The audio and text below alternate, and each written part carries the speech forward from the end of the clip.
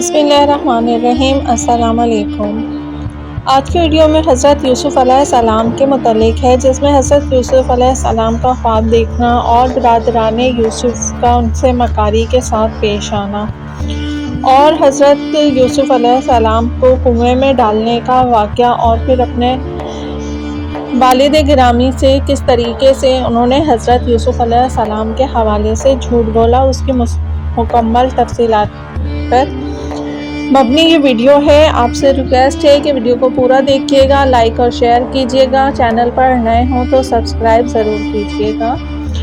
حضرت یوسف علیہ السلام کے 11 بھائی تھے۔ ان تمام بھائیوں میں سے صرف جناب بنیامین ان کے مادری بھائی تھے۔ حضرت یوسف جناب بنیامین کے علاوہ باقی سب بھائیوں سے چھوٹے تھے۔ ان کے والد گرامی حضرت یعقوب علیہ السلام ان سے بہت محبت کرتے تھے۔ جب ان کی عمر 9 سال ہو گئی تو ایک دن وہ بابا کی خدمت میں حاضر ہو کر کہنے لگے، بابا جان، میں نے خواب میں دیکھا ہے کہ چاند، سورج اور 11 ستارے میرے سامنے سجدہ ریز ہیں۔ حضرت یعقوب علیہ السلام تعبیر خواب کا علم جانتے تھے۔ انہوں نے جناب یوسف سے کہا، میرے لال، اپنا یہ خواب اپنے بھائیوں کے سامنے مت بیان کرنا کہ وہ لوگ الٹی سیدھی تدبیروں میں لگ جائیں گے، کیونکہ شیطان انسان کا بڑا کھلا ہوا دشمن ہے، اور اسی طرح تمہارا پروردگار تمہیں منتخب کرے گا اور تمہیں باتوں کی تعویل یعنی خوابوں کی تعبیر سکھائے گا، اور تم پر اور یعقوب علیہ السلام کی دوسری اولاد پر اپنی نعمت تمام کرے گا، جس طرح تمہارے دادا پردادا ابراہیم علیہ السلام اور اسحاق علیہ السلام پر تمام کر چکا ہے۔ بے شک تمہارا پروردگار بڑا جاننے والا اور صاحب حکمت ہے۔ یہ خواب اس بات کی نشاندہی کرتا ہے کہ ایک دن حضرت یوسف علیہ السلام مصر کے بادشاہ بنیں گے۔ ان کے والدین اور 11 بھائی ان کے تخت سلطانی کے قریب آ کر ان کی تعظیم و تکریم کریں گے اور سجدہ شکر بجا لائیں گے۔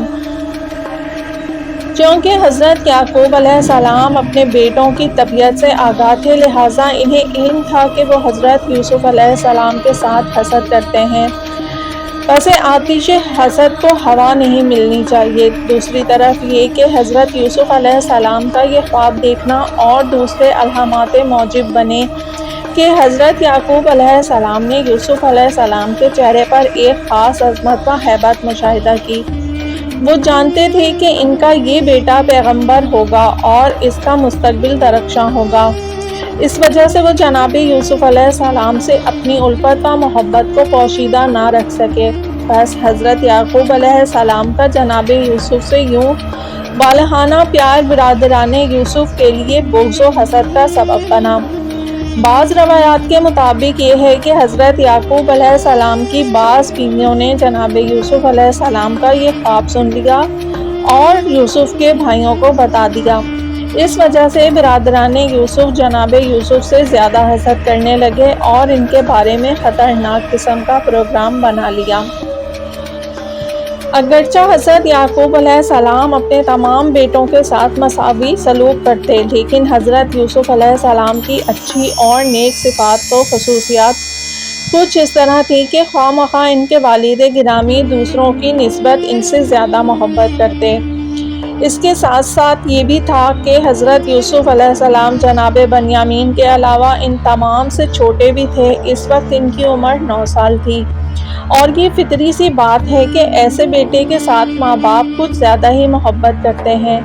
اس کے باوجود حضرت یعقوب علیہ السلام ان کے درمیان عدل و انصاف سے کام لیتے تاکہ بیٹوں کے درمیان آتش حسد کو ہوا نہ ملے، بلکہ جناب یعقوب علیہ السلام نے حضرت یوسف کو اپنا خواب بھائیوں کے سامنے بیان کرنے سے منع کیا ہوا تھا تاکہ وہ ان کے خلاف کوئی سازش نہ کریں۔ ادھر سے جب جناب یوسف علیہ السلام اپنے تمام بھائیوں سے خوبصورت بھی تھے، ان کا مناسب قد اور چہرہ انتہائی زیبا تھا۔ ان کی یہ وضع قطعی ان بھائیوں کے اندر حسد کی آگ بھڑکانے کے لیے کافی تھی، جو ماں کی طرف سے ان کے سگے بھائی نہیں تھے۔ اس کے باوجود حضرت یعقوب علیہ السلام نے ان کے درمیان عدل و انصاف برقرار رکھنے میں ذرا برابر کوتاہی نہ کی، لیکن حسد کی وجہ سے برادران یوسف کو سکون نہیں آ رہا تھا۔ ان لوگوں نے ایک مخفیانہ بیٹھک میں کہا، یوسف اور اس کا بھائی بنیامین باپ کے نزدیک ہماری نسبت محبوب تر ہے، حالانکہ ہم ایک طاقتور گروہ ہیں، یقیناً ہمارے باپ گمراہی پر ہیں۔ کسی نے کہا، تم لوگ یوسف کو قتل کر دو یا کسی زمین میں پھینک دو تو باپ کا رخ تمہاری طرف ہو جائے گا، اس کے بعد تم سب اپنے گناہ سے توبہ کر لینا تو تم سب صالح افراد بن جاؤ گے۔ ان میں سے ایک بھائی نے کہا کہ یوسف کو قتل نہ کرو بلکہ کسی اندھے کنویں میں ڈال دو تاکہ کوئی قافلہ اٹھا لے جائے اگر تم کچھ کرنا ہی چاہتے ہو تو۔ ہاں، حسد جیسی بری خصلت اس چیز کا باعث بنی کہ انہوں نے اپنے باپ جو کہ پیغمبر خدا ہیں تھے کو گمراہ تک کہہ دیا۔ اکثریت نے بے گناہ یوسف کو قتل کرنے کی سازش کی اور ارادہ کیا کہ ایک بہت بڑی جنایت کے مرتکب ہوں تاکہ حسد کی آگ کو ٹھنڈا کر سکیں۔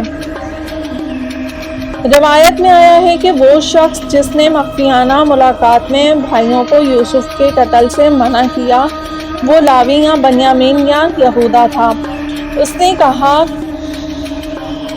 وہ گرا جو ہاتھ سے کھل جائے اسے دانت سے کاٹنے کی کیا ضرورت؟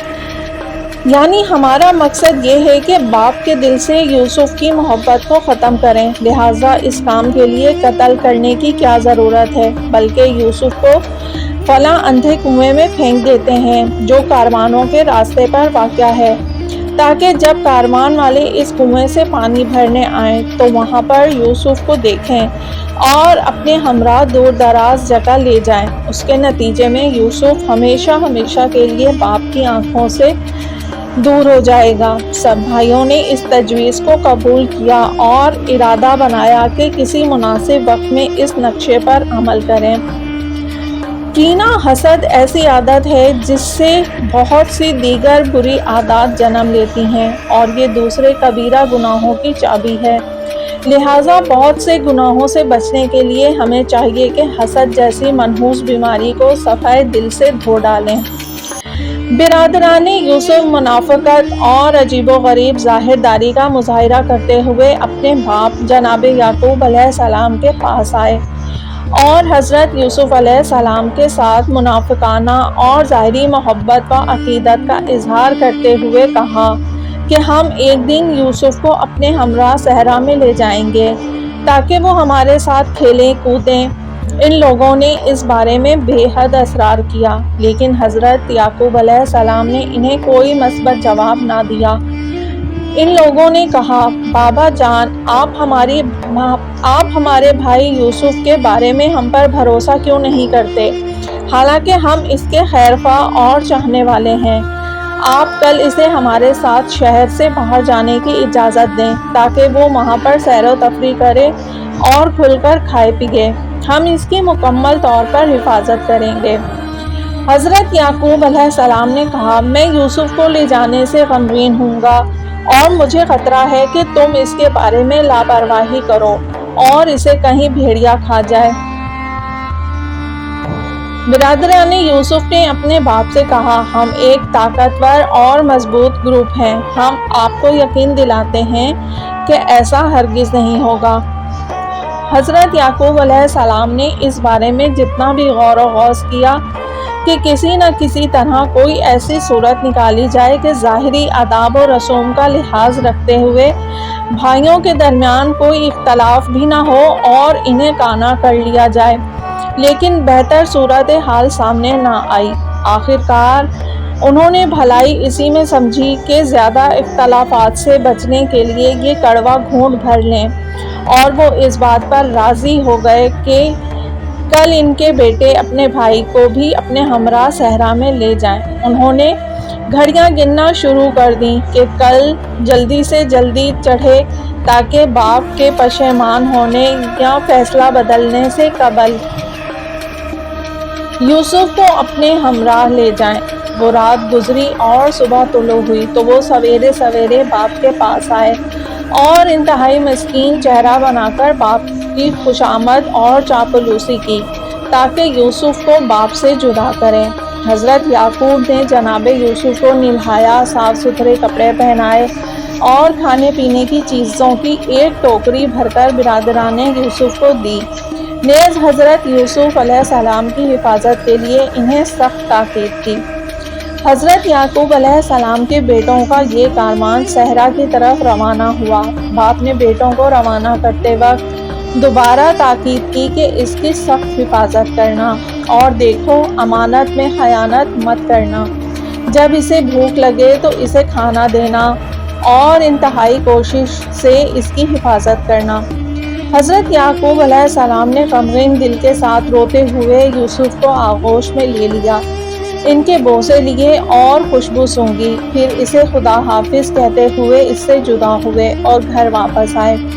جب برادران یوسف اپنے باپ سے کچھ فاصلے پر چلے گئے تو حضرت یوسف کے بارے میں ان کا کینہ و حسد ظاہر ہونے لگا اور یوسف سے انتقام لینے کی ٹھان لی، جبکہ آپ ان کی اذیتوں کے مقابلے میں کچھ نہ کر سکے۔ ان لوگوں نے ان کے بچپنے اور رونے پر بھی رحم نہ کھایا اور اپنے منصوبے کو عملی جامہ پہنانے کے لیے بے چین ہو گئے۔ جب وہ ایک مقام پر پہنچے جو درختوں سے پر تھا تو انہوں نے ایک دوسرے سے کہا، یوسف کو جان سے مار کر یہاں پر درختوں کے نیچے پھینک دیتے ہیں تاکہ رات کو بھیڑیا آئے اور اس کی لاش کھا جائے۔ ان کے بڑے بھائی نے کہا، اسے قتل مت کریں بلکہ کنویں میں ڈال دیں تاکہ کچھ کاروان آئیں اور اسے اپنے ساتھ لے جائیں۔ بعض روایات کے مطابق بھائیوں نے حضرت یوسف علیہ السلام کا پیراہن اتارا تو وہ رونے لگے اور التماس کی کہ اسے برہنہ نہ کریں، لیکن ان لوگوں نے کوئی پرواہ نہ کی۔ بھائی انہیں برہنہ کر کے کنویں کے کنارے پر لے آئے اور رسی باندھ کر کنویں میں لٹکا دیا، پھر اوپر سے رسی کاٹ دی اور انہیں کنویں میں پھینک دیا۔ حضرت یوسف علیہ السلام نے کنویں کے اندر سے فریاد کرتے ہوئے کہا، میرے پدر بزرگوار یعقوب کو میرا سلام پہنچا دینا۔ اس کنویں میں پانی تھا اور اس کے اندر ایک طرف کچھ پتھر پڑے ہوئے تھے۔ حضرت یوسف علیہ السلام ان پتھروں پر جا کر کھڑے ہو گئے۔ برادران یوسف کا خیال تھا کہ وہ پانی میں غرق ہو جائے گا۔ وہ کچھ دیر کے لیے وہاں پر ٹھہرے، جب انہیں کوئی آواز نہ آئی تو کنعان کی طرف اپنے باپ یعقوب علیہ السلام کے پاس واپس لوٹ گئے۔ جب برادران یوسف نے حضرت یوسف علیہ السلام کو کنویں میں لٹکایا تو یوسف مسکرائے۔ ان میں سے ایک بھائی یہودا نے کہا، یہ مسکرانے کا کون سا مقام ہے؟ حضرت یوسف علیہ السلام نے کہا، کبھی میں یہ سوچا کرتا تھا کہ میرے ساتھ کوئی دشمنی کا اظہار کیسے کر سکتا ہے، کیونکہ میرے بھائی بہت طاقتور ہیں، لیکن اب دیکھ رہا ہوں کہ تم ہی میری جان کے دشمن بن گئے ہو اور مجھے اس اندھے کنویں میں پھینکنا چاہتے ہو۔ یہ خداوند متعال کی جانب سے ایک درس عبرت ہے کہ انسان کو خدا کے علاوہ کسی پر توکل نہیں کرنا چاہیے۔ بنابراین میرا مسکرانا کسی خوشی کی وجہ سے نہیں تھا بلکہ عبرت سیکھنے کی ہنسی تھی۔ میں نے اس واقعے سے درس عبرت لیا ہے کہ مجھے صرف خدا پر توکل کرنا چاہیے۔ جس وقت حضرت یوسف علیہ السلام اندھے کنویں کے اندر پہنچ گئے تو انہوں نے وہاں پر ہر چیز سے رابطہ ختم کر کے صرف ذات خدا تعالیٰ سے لو لگا لی اور یوں کہا، اے ابراہیم، اسحاق اور یعقوب کے پروردگار، مجھ کمزور و ناتواں پر لطف و کرم فرما۔ اے مظلوموں کی فریاد سننے والے، اے فریاد کرنے والوں کی فریاد درس، اے غم کے ماروں کا غم دور کرنے والے، تو جانتا ہے کہ میں کس جگہ پر ہوں۔ میرے حالات سے آگاہ ہے، تجھ سے کوئی شے مخفی نہیں ہے۔ اے میرے پروردگار، مجھے مشمول رحمت فرما۔ حضرت یوسف نے تاریک کنویں کی گہرائی میں تنہا بچپنے کے عالم میں خدا پر توکل کیا تو اللہ تعالیٰ نے بھی ان پر اپنا خاص لطف و کرم فرمایا اور ان کی حفاظت اور تسلی کی خاطر کچھ فرشتوں کو ان کے پاس بھیجا۔ حضرت یوسف علیہ السلام کے توکل کرنے کا نتیجہ یہ نکلا کہ اللہ تعالیٰ نے ان پر وحی نازل فرمائی اور ہم نے یوسف کی طرف وحی کر دی کہ عنقریب تم ان کو اس سازش سے باخبر کرو گے اور انہیں خیال بھی نہ ہوگا۔ روایت ہے کہ جب جناب ابراہیم علیہ السلام کو آگ میں پھینکنا چاہتے تھے تو انہیں برہنہ کیا گیا تھا۔ حضرت جبرائیل علیہ السلام بہشتی پیراہن لائے اور جناب ابراہیم کو پہنایا۔ حضرت ابراہیم نے وہی پیراہن جناب اسحاق کو دیا اور حضرت اسحاق نے وہی پیراہن جناب یعقوب علیہ السلام کو دیا، اور انہوں نے وہی پیراہن ایک تعویذ میں بند کر کے حضرت یوسف علیہ السلام کی گردن میں ڈال دیا۔ جب جبرائیل جناب یوسف کے پاس آئے اور تعویذ سے اس قمیص کو نکال کر انہیں پہنایا، یہ وہی پیراہن ہے جس کی خوشبو حضرت یعقوب علیہ السلام نے دور سے سونگھی تھی۔ جب برادران یوسف نے انہیں کنویں میں پھینکا تو جناب جبرائیل حضرت یوسف علیہ السلام کے پاس آئے اور کہا، اے نوجوان، یہاں پر کیا کر رہے ہو؟ جناب یوسف نے کہا، مجھے میرے بھائیوں نے اس کنویں میں پھینک دیا ہے۔ حضرت جبرائیل نے کہا، کیا اس کنویں سے نجات پانا چاہتے ہو؟ حضرت یوسف نے کہا، خدا کی مرضی ہے، اگر اس نے چاہا تو مجھے نجات دے گا۔ حضرت جبرائیل نے کہا، خدا فرما رہا ہے کہ مجھے اس دعا کے ذریعے پکارو تاکہ میں تمہیں کنویں سے نجات دوں۔ وہ دعا یہ ہے، اے معبود، میں تیری بارگاہ میں سوال کرتا ہوں، تمام تعریفیں تیرے لیے ہیں، تیرے سوا کوئی معبود نہیں ہے۔ تو ہی نعمتیں عطا کرنے اور آسمانوں اور زمین کو پیدا کرنے والا ہے۔ تو ہی صاحب عظمت و کرامت ہے۔ محمد و آل محمد پر رحمتیں بھیج اور میں جہاں پر ہوں وہاں سے نکلنے کا کوئی راستہ فراہم فرما۔ ادھر برادران یوسف حضرت یوسف علیہ السلام کو کنویں میں پھینکنے کے بعد کنعان واپس لوٹ آئے۔ انہوں نے باپ کے سامنے سرخرو ہونے کے لیے جو جھوٹی داستان بنائی تھی، اسے سچ کا روپ دینے کے لیے حضرت یوسف علیہ السلام کے پیراہن کو بکری کے بچے یا ہرن کے خون سے خون آلودہ کیا تاکہ اسے باپ کے سامنے بطور شاہد پیش کریں کہ یوسف کو بھیڑیے نے پھاڑ کھایا، اور یہ خون آلود قمیص ہمارے سچ ہونے کی گواہی ہے۔ جب رات چھا گئی تو وہ چہرے لٹکائے، سر پیٹتے اور جھوٹ موٹ کا روتے ہوئے باپ کے پاس آئے۔ جب باپ نے انہیں دیکھا اور یوسف نظر نہ آئے تو فرمایا، تمہارا بھائی یوسف کہاں ہے؟ تم لوگوں نے اس امانت میں کیوں خیانت کی ہے جو میں نے تمہارے سپرد کی تھی؟ کہیں ایسا تو نہیں کہ جس سے میں ڈر رہا تھا وہی میرے سر پر آن پڑی ہے؟ انہوں نے جواب دیا، ہم بھائیوں نے آپس میں ایک لمبی دوڑ کا مقابلہ رکھا تھا اور یوسف کو اپنے سامان کی رکھوالی کے لیے سامان کے پاس بٹھایا تھا۔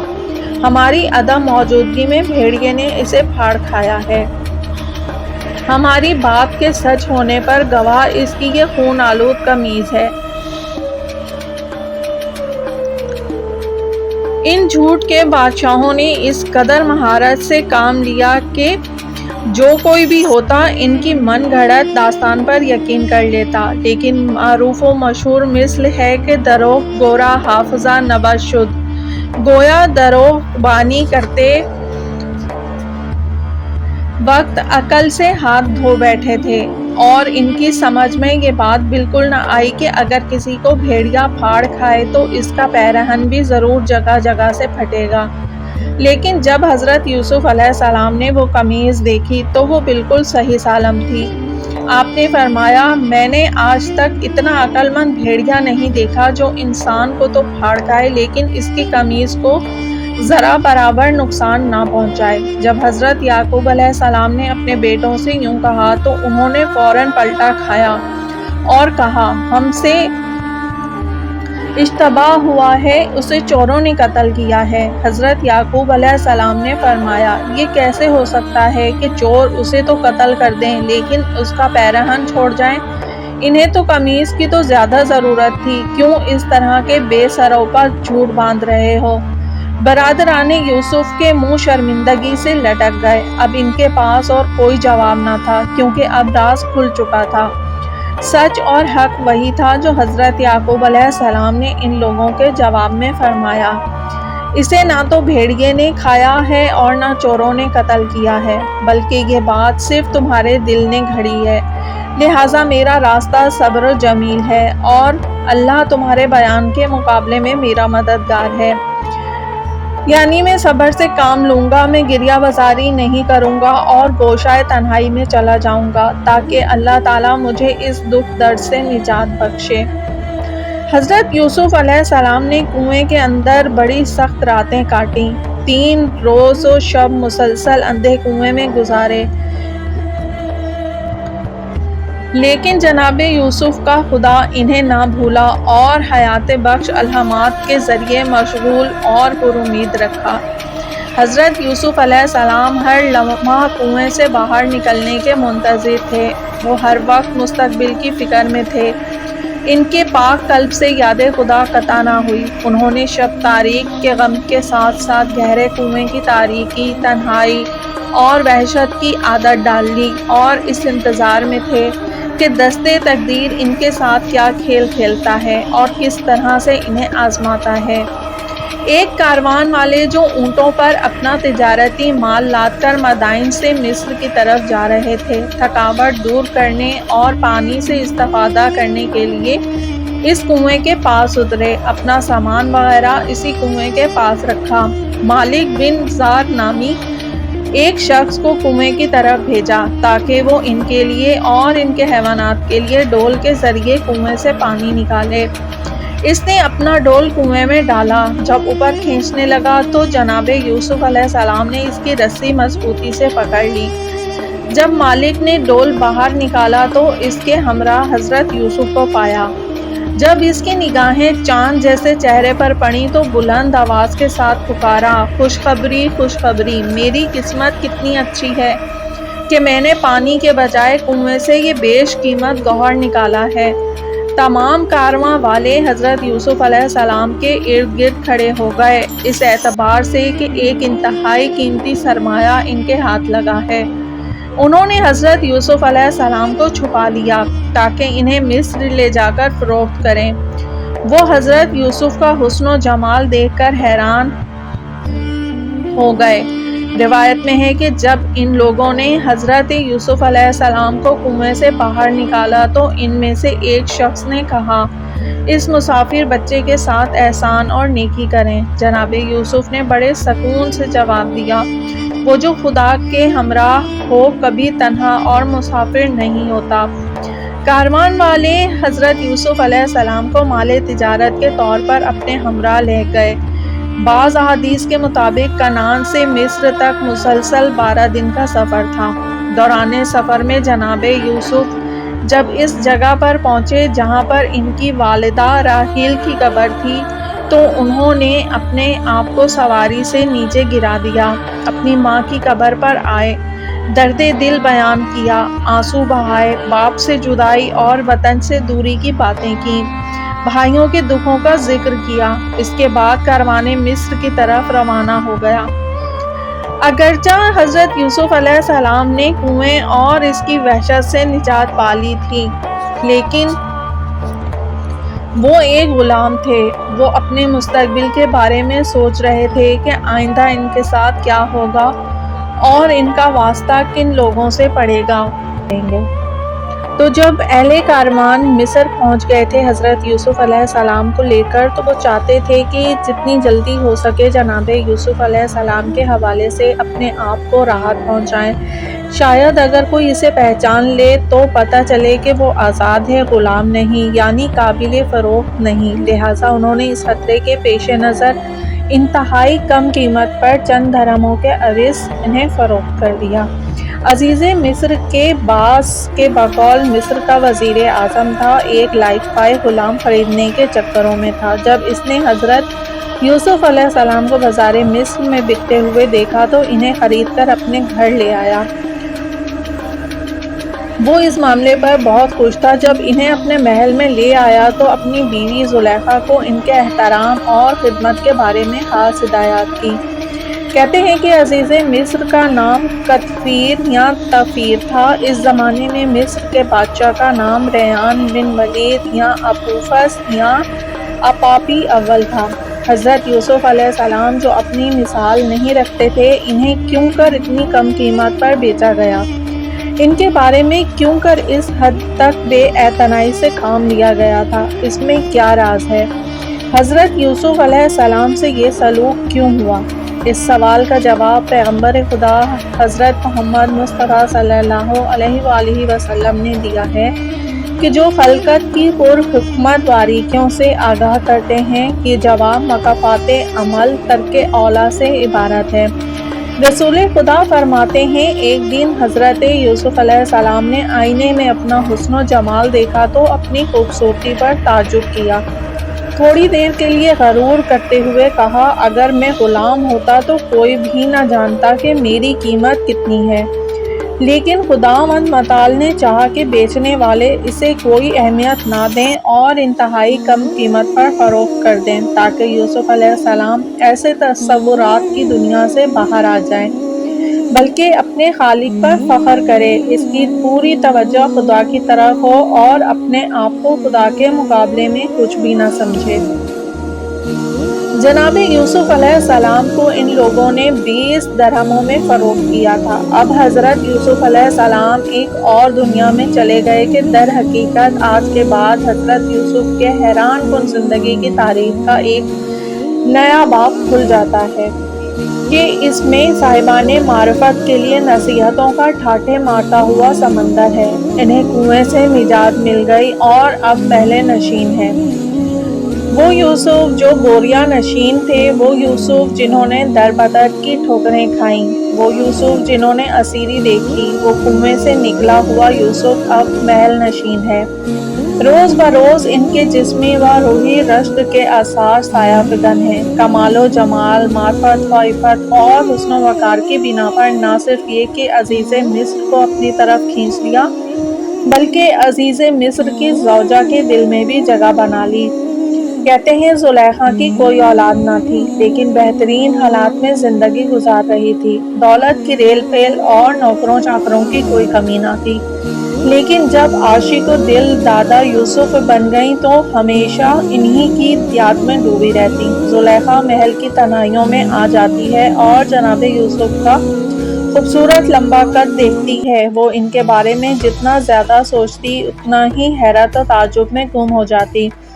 عجب جوانی ہے کہ جو ظاہری و معنوی سجاوٹوں سے مزین ہے، ان کے وجود میں عفت و پاکیزگی کی ایک دنیا آباد ہے اور ان کے کام کاج میں ذرا برابر خیانت نہیں۔ زلیخا دن رات جناب یوسف کی فکر میں ہے، لیکن وہ ہر طرح کی مکاری و حیلہ بازی کے باوجود اپنی آرزو کو نہ پا سکی۔ اس نے ہر لمحہ جناب یوسف کو فرشتے کے روپ میں دیکھا۔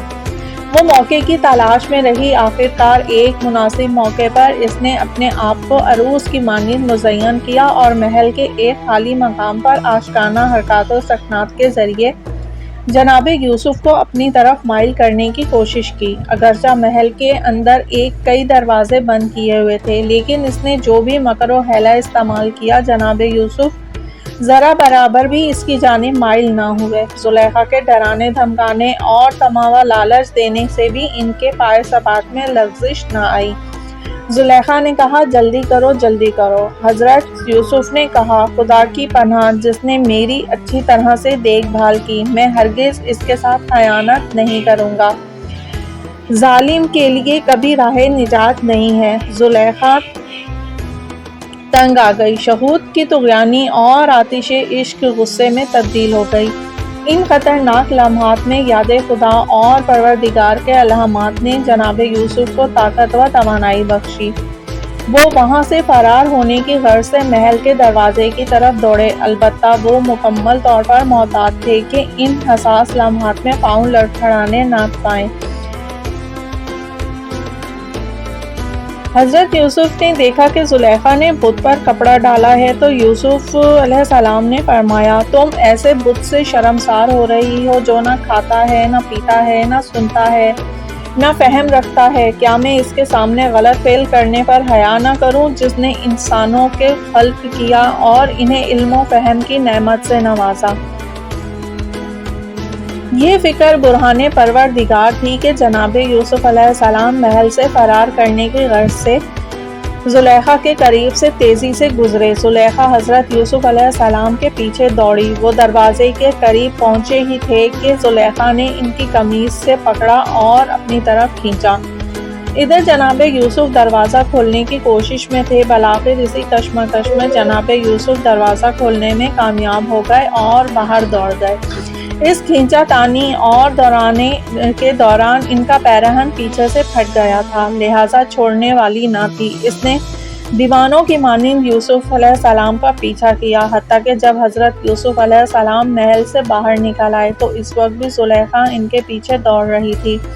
اتفاقاً اسی دوران میں عزیز مصر کا وہاں سے گزر ہوا تو اس نے زلیخا و یوسف کو اس حالت میں دیکھا۔ احوال یہ ہے کہ جناب یوسف و زلیخا پریشان حال محل سے باہر آئے تو ان کی سانسیں پھولی ہوئی تھیں۔ عزیز مصر نے ایک لمحے ان دونوں کو اس حال میں دیکھا تو وہ حیرت میں ڈوب گیا۔ زلیخا نے اپنے بچاؤ اور یوسف کی گوشمالی کے لیے فوراً پینترا بدلا اور اپنے شوہر کے پاس آ کر کہنے لگی، وہ شخص جو تمہاری بیوی کے بارے میں بری نیت کرے، کیا اس کے لیے زندان یا اس سے بھی سخت سزا کے علاوہ کچھ ہے؟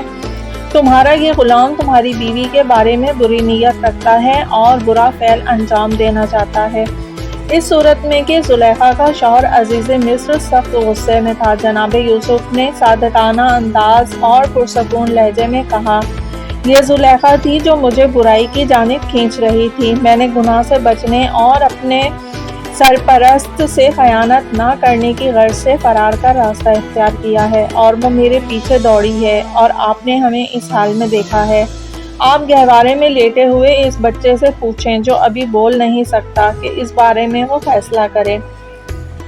عزیز مصر نے بچے کی طرف دیکھ کر کہا، اے بچے، اس بارے میں قضاوت کرو۔